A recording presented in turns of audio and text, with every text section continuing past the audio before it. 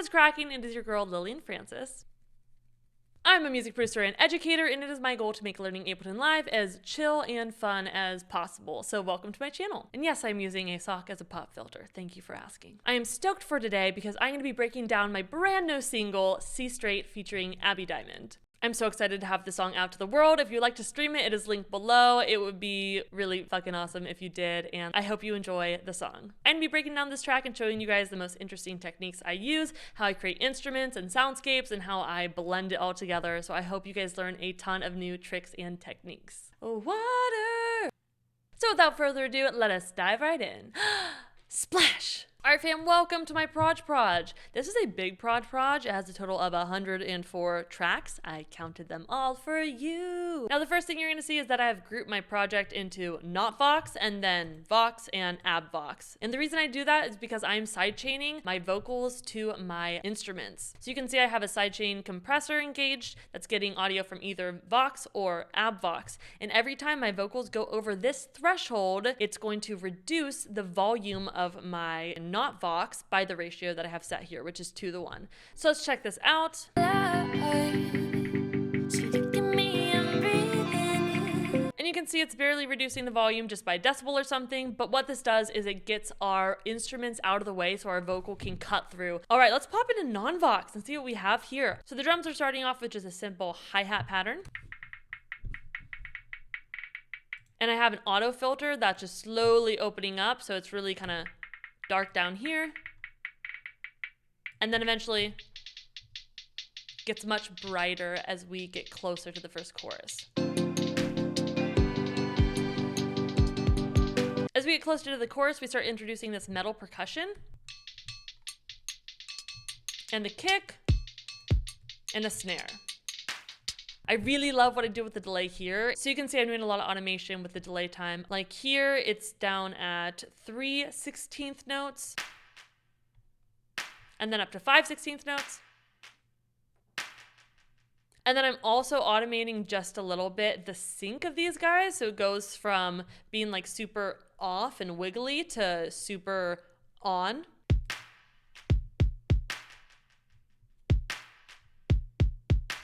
You can see I also automated the feedback. The way that I got all these to be the way I wanted it to was simply just listening to it over and over and over, making tiny tweaks until what I heard in my head was what I got in Ableton. Now I also have a couple audio drums, like this little loop that I chopped up and consolidated. And let's hear all these together.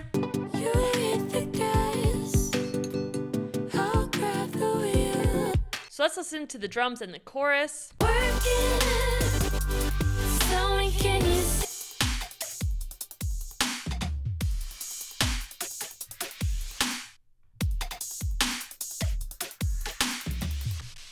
And they're pretty simple. It's just like a kick every now and again, and then a snare. I have some crashes, both reverse and normal.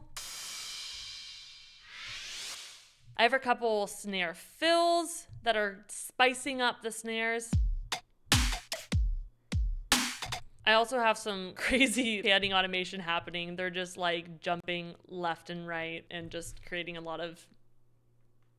And then the hats I just have some 16th note hi-hats and some 8th note hi-hats. Oh yeah, and some open hi-hats. And then I just have an auto pan on it. The slower ones are moving at a rate of 2 bars and the faster ones are moving at a rate of 1 bar. And the open hats are moving at a rate of 4 bars. So yeah, in conclusion, this is what the chorus drums sound like.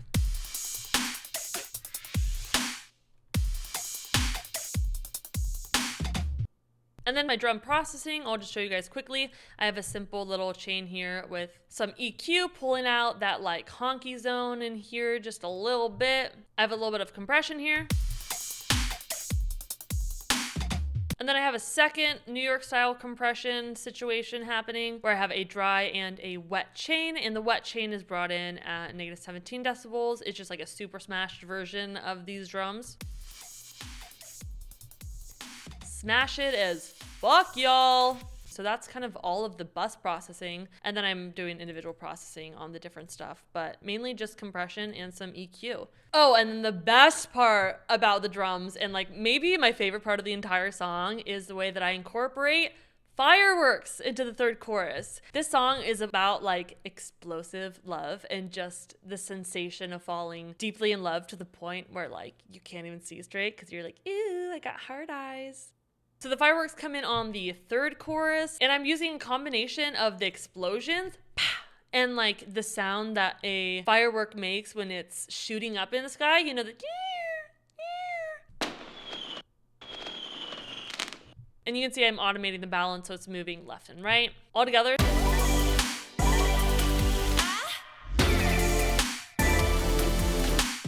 And then in the outro, I also have fireworks.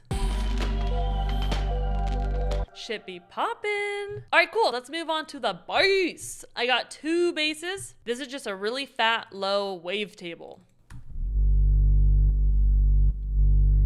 Some side chain to the drums so it's ducking out of the way when the kick comes in. A little bit more distortion, a little bit of EQ, cutting out the mega lows. And then for the kind of higher bass, we have this same bass that I use for Pass On You, which is just a sample brought into a simpler. And then for processing, I have a little bit of a reverb, just a really short decay, as you can see here. It's more giving it space. A lot of reverb will push something to the background, but a little bit of reverb just kind of like, think of it as like puffing smoke into a sound, just makes it a little bit bigger. So this is making the bass just a little bit girthier.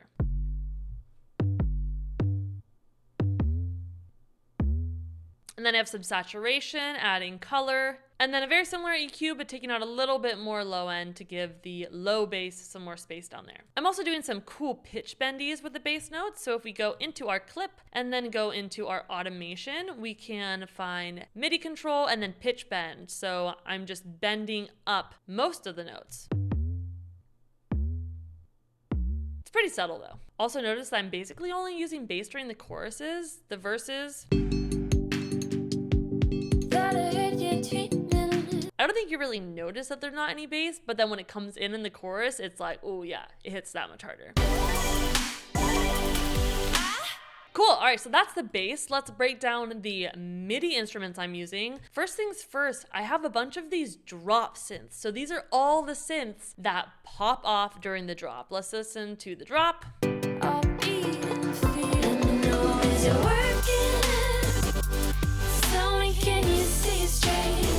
So what does this consist of? We have a grand piano, which is just an Ableton grand piano. I have this future bass instrument. I have a noise layer, just to beef up the sound. I have another future bassy kind of synth sound here. And then I have this brass ensemble. And then I also have this chord MIDI plugin, which is just transposing everything down an octave in addition. So it's being played at whatever notes I set. And then it's also creating this copy 12 semitones down. So it's just a thicker sound. And you can actually see that I've automated the shifting of the chords to go up as we're approaching the third chorus. Moving right along, I have a string ensemble. I have this choir, mellotron. And then on the very last chorus, we have this arpeggiated kind of like 8-bit.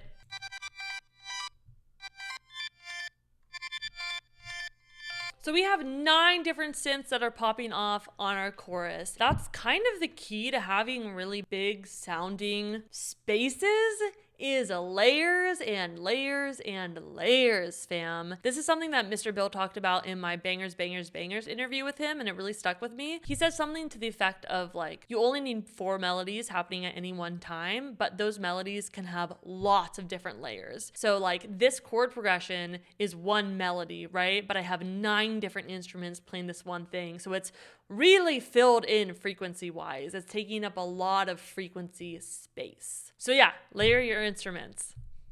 Now let's talk about the movement in the chorus, because at each different chorus, I'm having my synths do something different. So the very first chorus, what I'm doing is that I'm engaging an auto pan here with the phase set to 360. So I set this to saw and kind of adjusted the shape in the way that I want. So it's gonna duck and then come up. And I'm automating the rate. So right click, show automation. It's going from a quarter note to a 16th note to whatever that is, to whatever that is, to eventually a half note. So let's listen to this.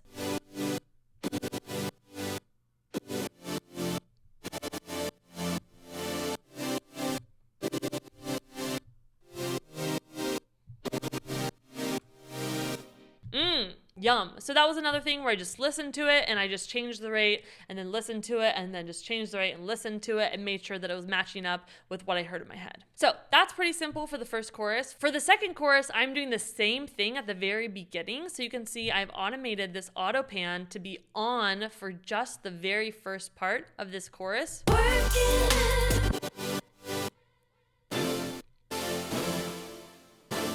But then it changes into these really stabby bum, bum, bum, bum. And what I'm doing here is I have now an audio effect rack being engaged. So right click, show automation. You can see that it turns on after the first 2 bars. And it has a gate on it, and it's a side chain gate. So normally an audio effect is taking the input signal of the track it's on and doing whatever to that input signal. But when we have our side chain engaged, it's actually being triggered by a different signal. So in this case, our gate is being triggered from this ghost kick. This is what I'm using. These kicks are triggering are synths. And every time one of these kicks passes the threshold on our gate, it's going to let you hear the synths. So watch this.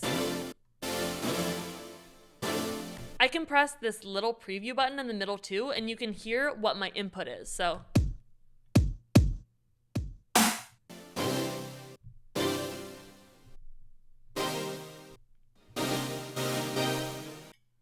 So yeah, gate sidechaining with a ghost kick is really fun. You can do some hella cool shit with that. And then for the third chorus, it is just like balls to the wall.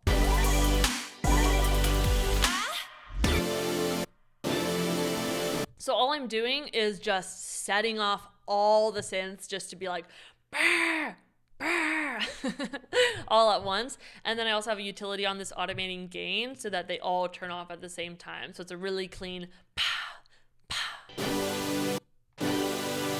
And then for the second part of this chorus, it's just back to its original auto panning, schwamp, schwamp, schwampity, schwamp, schwamp.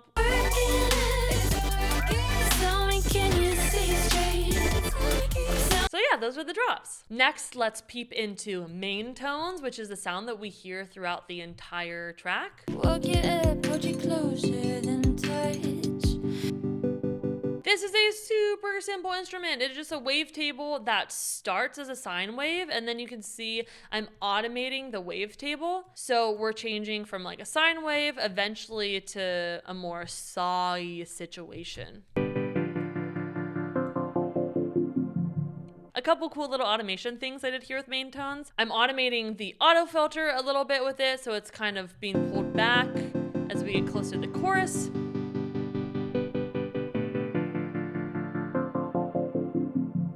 And then for the third verse, just to mix it up, I threw out an arpeggiator, so you can see it's automated to turn on for my third verse. Catch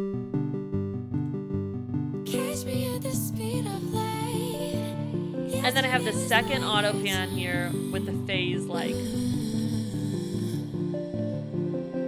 I also have a velocity MIDI effect on this. So basically every time one of the notes gets triggered, it's going to be triggered at a different velocity. So this just kind of humanizes my sound. And then what other instruments do we have? I have this grimy arp.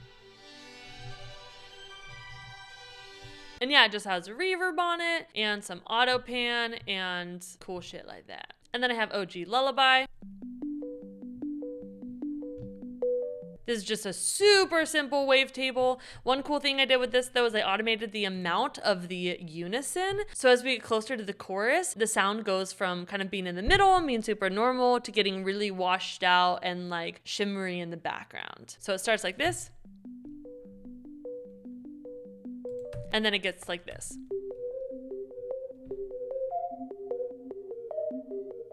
Ooh, tanky cello. Okay, this is one of my favorite instruments. I wanted to have some cool cello in the song, and my friend Natalie Hagwood is an amazing cellist, and she played cello on my song Rain Check Summer. So I just found one of her cello samples in my browser, and then I just right-clicked, sliced a new MIDI, and it was sliced up into a bunch of little cello slices.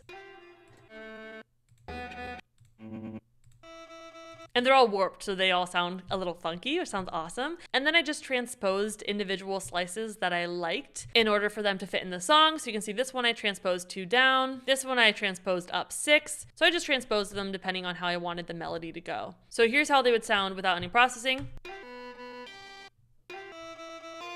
which sounds pretty cool. But what I did is I created an audio effect rack. So I have a dry chain, reverb chain, a grain delay chain, and a quarter note delay. Now it sounds like this.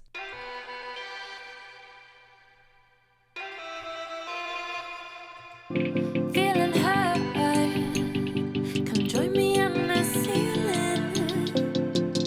Yeah, I love that one. All right, let's hop into audio. These leads are a combination of leads that I downloaded from the internet, like this Cymatics one. But you can see I made a couple little changes. Like if we go into our automation here, you can see that I modulated the transposition to go up 12 semitones. So we're creating energy, right, by raising the pitch right before our chorus. And then I created my own leads. That was basically just the synths resampled, and then I throw a reverb on it and then resample that and then flip it around. I did a breakdown of how I created actually this specific lead on my how to create builds video, so check that out if you want to learn more about how I created my leads. So yeah, I have a lot of different leads, just kind of everywhere. And a lot of them have movement, like with auto filters. You can see in this one, which is a lead that I made out of my cello, I'm moving the filter tilter, which is connected to my morph filter on my auto filter.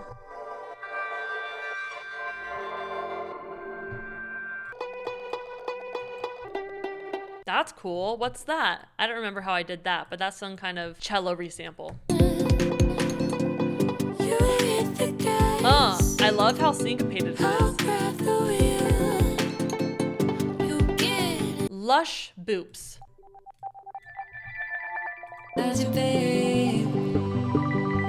Let's see, what is this guy? I think what I did is I put a delay on maybe like the main tones. This is one of my favorite things to do in terms of sound design and just coming up with random new ideas and cool little ear candies to put everywhere. Created a new track, Command T, set the input to resampling, soloed main tones, armed my new track, switched the dry wet to 100, and then I think I just started recording while moving the delay time, and it creates all these cool jumpies and weird audio fuckeries.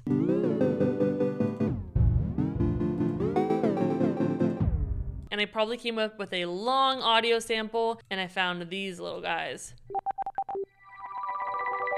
I also could have done this with a grain delay.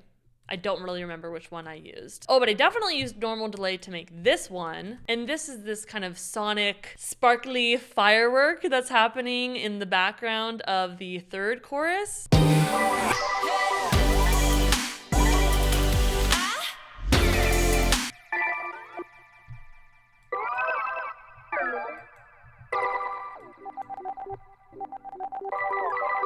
Let's bring one of these guys over here so we can dissect it.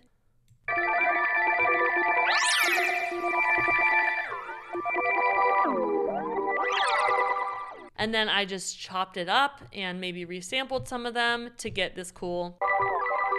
All right, well, that takes us basically to the end. The only thing left is my vocals, so we can take a quick peek. I always record my vocals in a separate project because by the time I get to recording my vocals, the project is too big to record vocals with a 128 buffer size. I will record and edit and process my vocals in another project and then bring them back over here. I have 3 vocals for my verse, one right down the center, and then one far left and one far right, but brought down. So you can really only hear the first one down the middle, but it feels bigger. She look at me, I'm breathing, feeling high. Come join me on the ceiling. And I have a couple more vocal stacks. Like when I say raining, they have got some reverb on them, so it sounds like everything's melting around me. And then for the chorus, it's much bigger. I have 5. Let me know, is it working? Tell me, can you see straight? And then I have some harmonies. Let me know, is it working? Tell me, can you see straight?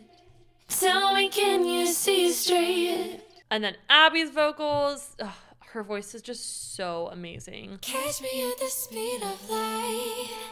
Yesterday was like your time. And then my favorite part of the song. This little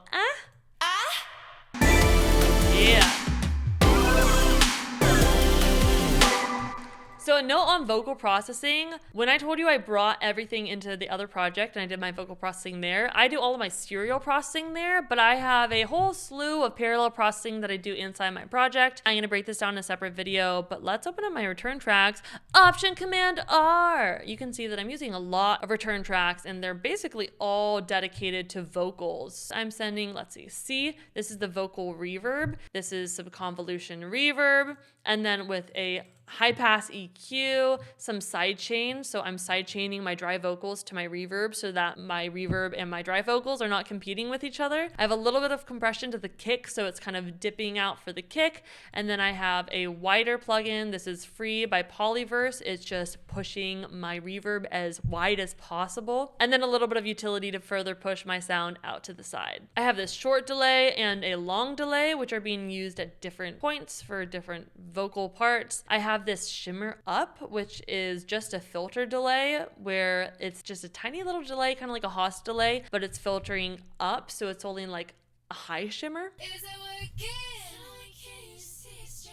And then I have a slap delay to give more depth to my vocals. And then I have this vocal sizzle, which is 2 chains. One chain is pushed to the left, one chain is pushed to the right, and they each have different amps on them. And it creates a vocal sizzle where it's like really like crispy vocals. And then because they're just like slight differences between the amps in the left and the right ear, it creates more of a stereo spread. Can you see straight? But yeah, I just mixed it in a little bit. And then lastly, I have this room verb, which I think I'm setting my drums to, maybe a couple other things. It's just like a tiny little reverb that's kind of placing everything in the same space and making it just a little puff of smoke bigger. So I think that's it, fam. That is a full breakdown of my track C Straight. I hope you have enjoyed learning more about how the song was created, and hopefully you got inspired with some new techniques and approaches to music creation. If you enjoyed this video, I would so appreciate a like and a subscribe. It helps me get my musical message of joy and happiness and ease to the world. Anyways, we're all done. I hope you guys like C Straight. I would love it if you listened to it on Spotify and added it to one of your playlists. It helps me and the algorithm gods. So thanks for listening.